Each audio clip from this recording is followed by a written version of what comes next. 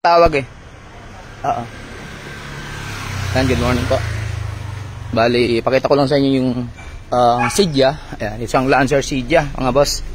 Ayan, okay na yung minor. Ang ganda na ng minor, sir. Ayan, kung nanonood kayo, sir, balik sa normal. Ayan, ginamitan natin ng discarding Pilipino. Ayan. Ayan. Hindi na siya kagaya nung dati, sir, na matagal bumaba. Ayan. Dahil nung tiray natin dito, di ba? Pag-start pa lang, sir, inaabot tayo ng ilang minuto bago mababa yan. Unti-unting bababa yan hanggang sa mag-normal. Mag 900. Basta ang target RPM mo dito, 900 to 1,000. Ayan. Unti-unting bababa yan. Yan na po yung minor na maibibigay ko sa inyo. Hindi ko na kayo pagagasusin ng malaki. Ginamitan natin ng technique na wala sa aklat. Ayan. Pero safe po kasi yan ay diskarte na ng mga mekaniko, mga gaya ko. Ayan. Kung paano natin hindi pagasusin ng malaki yung customer. Kasi may mga parts po na good pero mababa na yung porsyento ng trabaho nila. Ayan, ang ganda po ng minor. Ayan, and then mapansin nyo, wala na po kayong mapansin na ramdam na pagka-wild. And then pag pumunta kayo dun sa harap, tahimik na po yung makina. Ayan, sir, shoutout kung nanonood ka sa Mitsubishi Cydia mo. Ayan. Bale, meron akong dinagdag sa pyesa mo. Papakita ko na lang sa inyo. Ayan, napaka-tahimik na, sir. Ganyan yung tunog dati ng inyong Mitsubishi Lancer Cydia. Tahimik.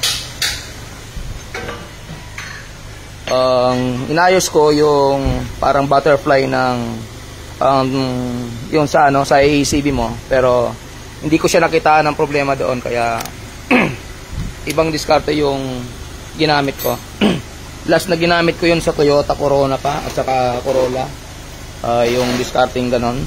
Kasi mayroon na pupunta sa atin minsan na nagpalit na daw ng AACB, hindi daw doon sira, computer box daw. Yun sabi nila.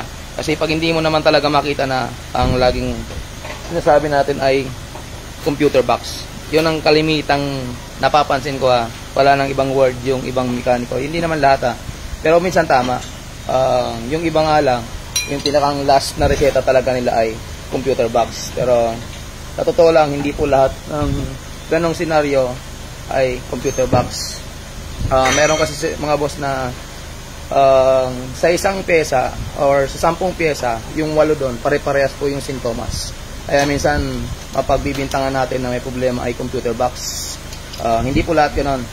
Kagaya nito, isang part lang na yung linagay ko, okay na, normal na.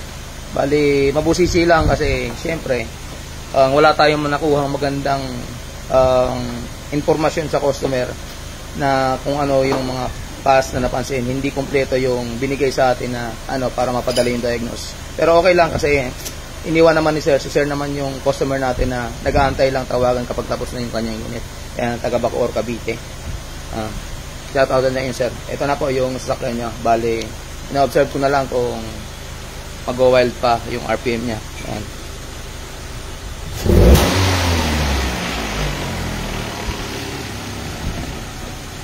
Mabilis na po siya magbaba.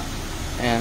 Bali, nagkaroon ng pagbulag doon sa kanyang isang sensor, yung nagsisense ng hangin, and then nag-additional tayo ng vacuum filter. Kasi yung filter niya po ay defective na, wala rin naman ako mahanap. Kasi yung meron po kasing tinatawag na vacuum filter na maliit ang papasok, malaki ang palabas. And then meron naman malaki ang papasok, maliit ang palabas. Iba-iba po yun, kaya hindi ganun kadali maghanap. Kaya ang ginawa ko, dinoble ko na lang yung kanyang vacuum filter. Wala po sa aklat yun kasi ang nakandun sa aklat, kung ano yung sira ay palitan natin. Kaya lang, hindi ganun po kadali maghanap ng mga ganung parts.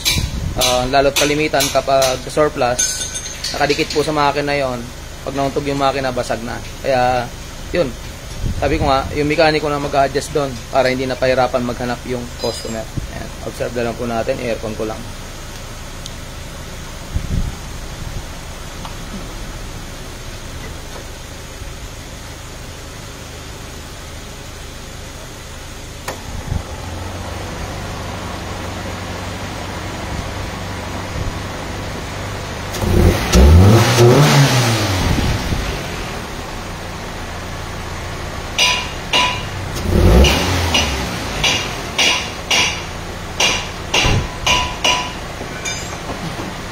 Ayan, bali pinapainit ko lang siya, sir.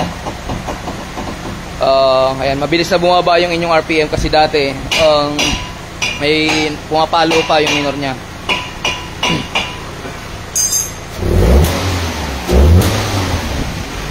Ayan, nakailaw po yan. Ayan, binuksan natin yung ilaw. Nakailaw at saka naka-aircon.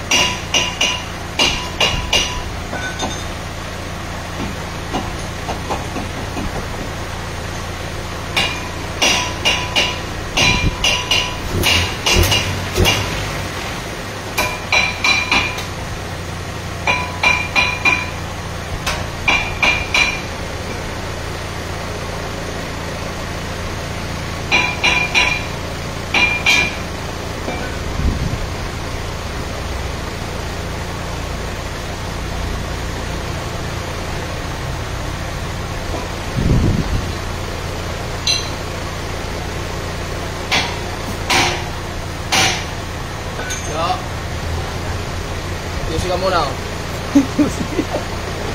Kaya tatay. Doon kahapon. So, pinatong mo kahapon. Ayan, habang ito. Ito naman yung ginawa daw to sa Paranaque. Malapit doon sa SM. Hindi ko alam kung anong ano. Basta, yun. Malaki siningil. Nakipagtalo pa daw si ma'am. Ayan, bali ito. Re-repair natin yung mga problema dito sa sakit. Bagong gawa pero sira. Yan po yung mga senaryong sinasabi nating bagong gawa pero sira. Ayan. Suzuki Ertiga. Ayan, bali tinitira ni Sir George. Sir George, thank you. Thank you. Ayan, bali tinitira ni Sir George yung natitira ang gawain sa Suzuki Ertiga. And then the next namin yung Doc, ito na rin po yung sa jack nyo. Inakabit na po yung rack and pinion assembly na nirepair po natin. Ayan, bali hindi ko pa na-upload yung video. Ayan, wait na lang po kayo ng tawag ko.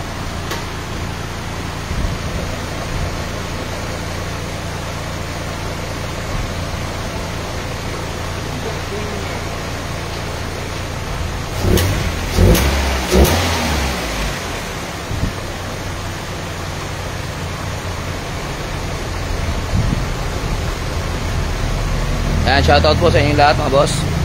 Sir, good morning Chief. Magandang umaga.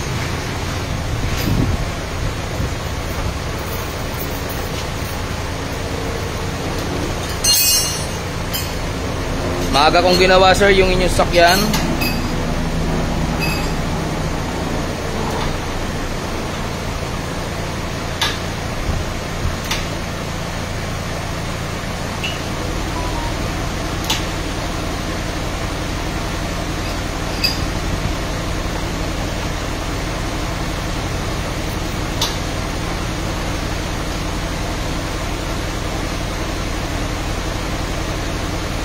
Sir Marvin Asenas, shout out sa inyo sir. Magandang umaga.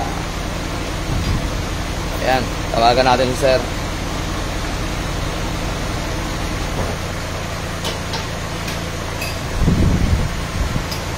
Hello sir. Good morning sir. Good morning. May good news sa'yo, panoorin mo na lang yung live. Talaga? O siya. Pinahirapan ako mag-isip pero na-analyze ko rin yung sira. Bali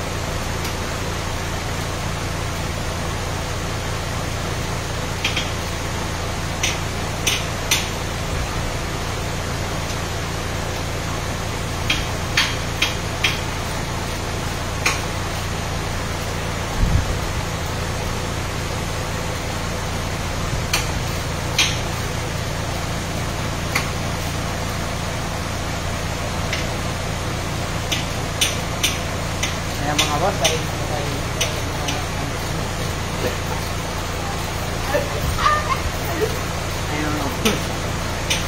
ayan, may kinausap lang tayo, sir.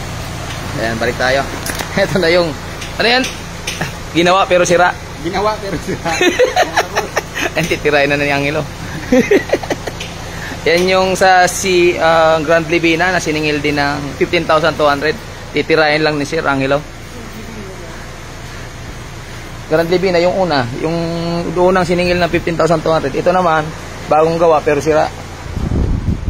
Ito naman sa Ertiga. Ayan sir, yung RPM nyo. Exact 1,000 nakailaw. Ang pagbabago niya ngayon sir, pag on mo ng ilaw, gagalaw, tapos babalik ulit sa normal. Dati hindi. Bale, tatakbo ko pa rin siya mamaya. Pero ramdam ko na nagbago yung minor kasi pag-start ko, laki na ng pagbabago. Tsaka pag nirev mo po siya, wala na siyang yung follow-up na nagtataas ng minor. Mabilis na po siya bumaba yung RPM. Hindi kagaya dati na may follow-up ang nataas na parang accelerate. Ayan, ngayon wala na siya. Ayan. Wala nang follow-up na pagtaas ng minor. Yun yung malaking pagbabagong napansin ko sa kanya. And then pag start 1,200 RPM and then babalik sa baba. Hindi ganun kataas na kagaya nakaraan na halos 3 minutes na yata, 3 minutes to 5 minutes na kataas pa rin yung RPM. Ngayon normal na.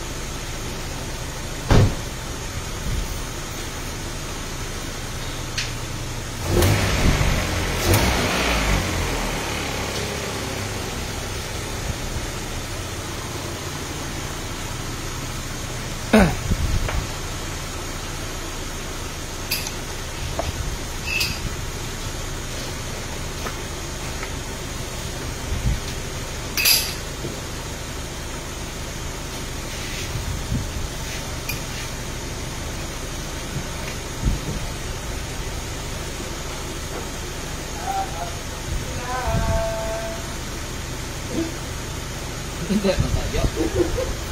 Oras. Kasiraan pala siya kaya late. Tatawag lang daw pag ready na.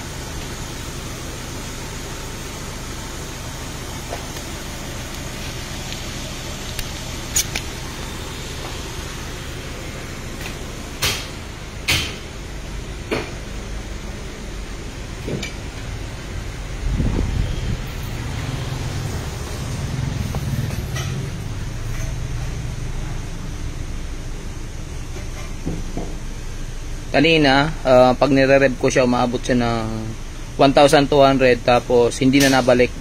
Ngayon, pag nire-rev ko siya, bumabalik na po siya sa 1,000. Minsan nagna 900 RPM. Yan, mabilis na po yung pagbaba ng minor niya. Yan, makikita niyo naman yan. Dati, pag nire-rev ko siya kanina, pumapalo po siya ng 1,200 and then hindi na nababa. Tapos pag tinakbo mo nagko 1,800 RPM. Ayan.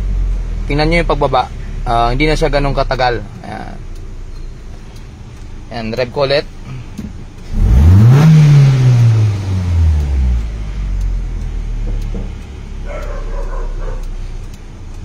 Ayan. Mabilis na yung pagbaba po ng RPM nya compared dati kanina. Ayan. Aircon natin. Ayan. Pag switch ng aircon, ayan. 900 to 1,000. Pag inilaw natin, 900 to 1,000. Bumabalik po sa dati. Ibig sabihin, kayang saluhin ng alternator niya yung load.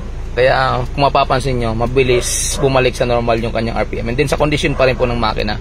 Pag maganda po yung kondisyon ng inyong makina, maganda rin po yung balik ng minor kasi nasusunog ng maayos. Ayan. Manual sidya. Ayan, 13.5 charging, may ilaw. Pero hindi masyado po accurate ito mga boss. Huwag kayo masyado ano lang to, guide nyo lang. Pero hindi siya masyado accurate kasi may iba pang pinagdadaanan yan. Ang accurate po talaga yung pang reading namin. Yan, so 13.5 dito, bawas na yan. Siguro mga 13.6 or 13.8 yan. Guide lang po ninyo yan para ma-alarma kayo kapag nagto 12.5 yung inyong charging ay reject na po yan. Bagsak na po yan. Ayan, sa mga ganito, importante po rin po magpapa-check up kayo ng sa mga battery service or kung wala naman. Dito sa amin, kasi minsan hindi rin po accurate yung pang test nila.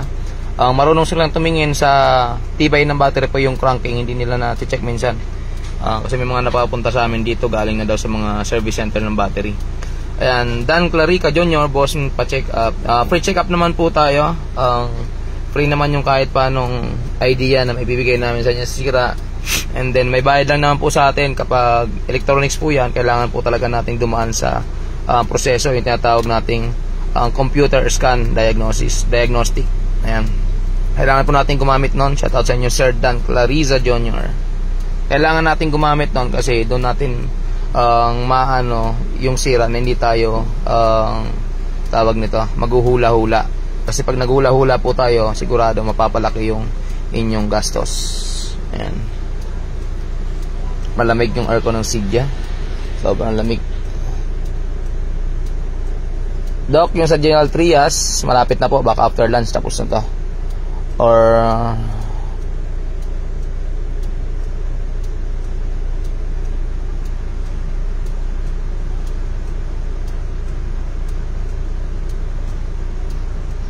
ayan, sasalang ko na dito. Sunod yung Honda City. Ayan, kasi tumutunog yung kanyang arm. Ayan, mamaya lalagyan ko pa sir ng oil yung yung brake hose kasi parang hindi masyado nagsasara yung valve doon sa hose ng vacuum. Ayan, kasi yung preno po natin mayroon po yung tinatawag na vacuum hose at saka may check valve. Ito po yun. Yung check valve na ito, kalimitan nag-i-stick po yan. Kaya kung mapansin nyo, pag nagapa kayo sobrang taas, minsan naman po may leak dito, minsan naman defective na yung hydrovac nyo. Pero mas maigi pa rin magkonsulta kayo sa mga paggawa nya. Or welcome naman po kayo sa Almar. Pinapainit ko lang po kasi yung pagbabago ng minor niya kapag mainit na. Ayan. Basta pag in-accelerate natin, mabilis na bumaba yung kanyang RPM compared po dati.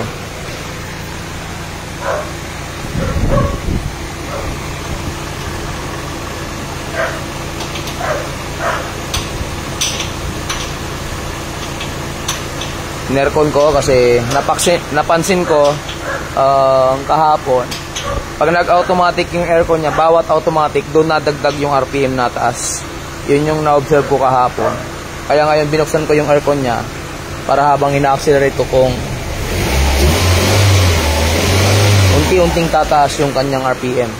Kasi kahapon plus 100 ng plus 100 eh. Bawat automatic ng compressor.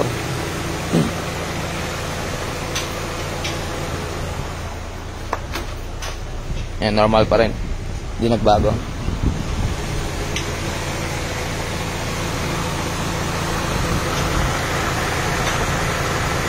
Kanina, umaga, kasi hindi ko pa binubuksan, kalit yung makina eh. Malamig pa yon. Ngayon, mainit na to. Iba-iba po kasi yung sintomas mga boss. Mayroon tayong mga problema kapag malamig, mayroon ding mga problema kapag mainit na. Mayroon din po pag malayo na yung tinakbo. Ayan, pinaka-the best lang po talaga sa mga ganito yung tama yung mga sintomas na may bibigay nyo sa amin. Kasi doon lang naman po napapadali yung bawat diagnose natin.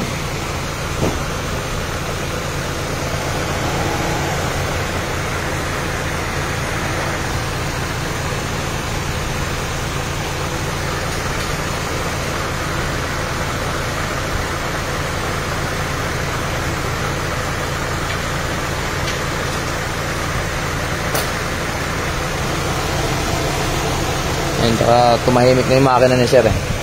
Kanina, ayan sir, tumahimik din yung makina mo nung na-correct natin yung hangin.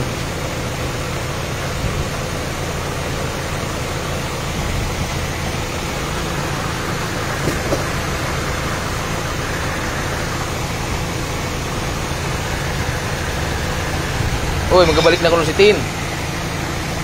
Yo, nag-cut na si Tin.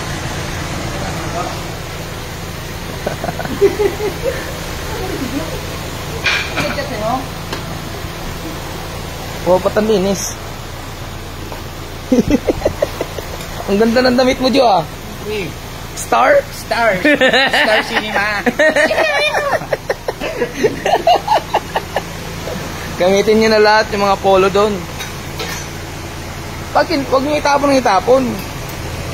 Laban nyo. Para hindi kayo nadudumi, ha. Dublihan nyo na lang.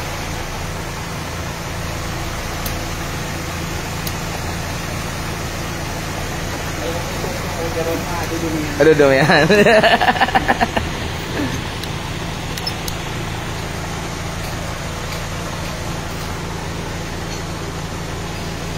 Ganda talaga ng damit ni George, eh.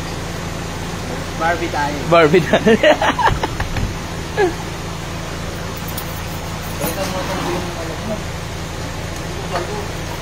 Maluluwag na ako. Kayo pala yung naglalaglag ng pamilya. Oh, ayun nga. Wala na. Manhit man itong anong may-ari na to. Kung kita mo lang, lagyan mo pandikit. Kung naglagay kasi easy, just dito naman pwede mo yung asa. Kaya ko lahat ng tornilyo lagyan pandikit. Pinaglalagyan ba naman dito sa ibabaw? Yan pala tanda. Yan, tingnan nyo naman, linis na linis yan, oh. Hahanginan pa yan. Hangin, dilaan pa nga eh.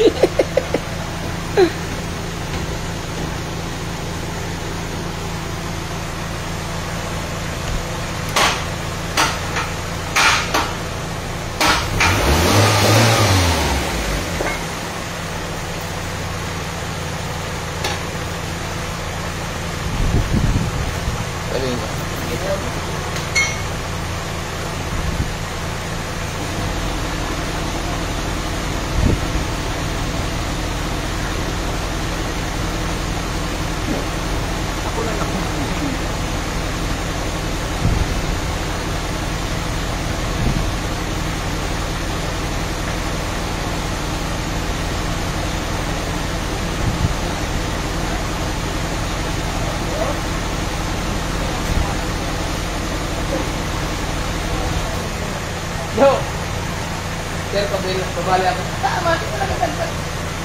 Ang bawasan ng meeting, 3,000 din. Wala na naman, over na naman. Over na naman. Ano ba ba?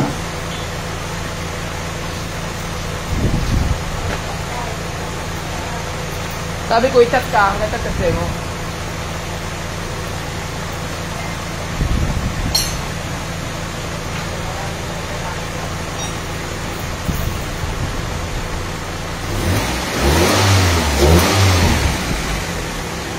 Okay na, okay na. Road test, road test.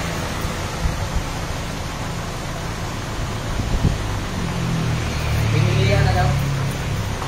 Oy.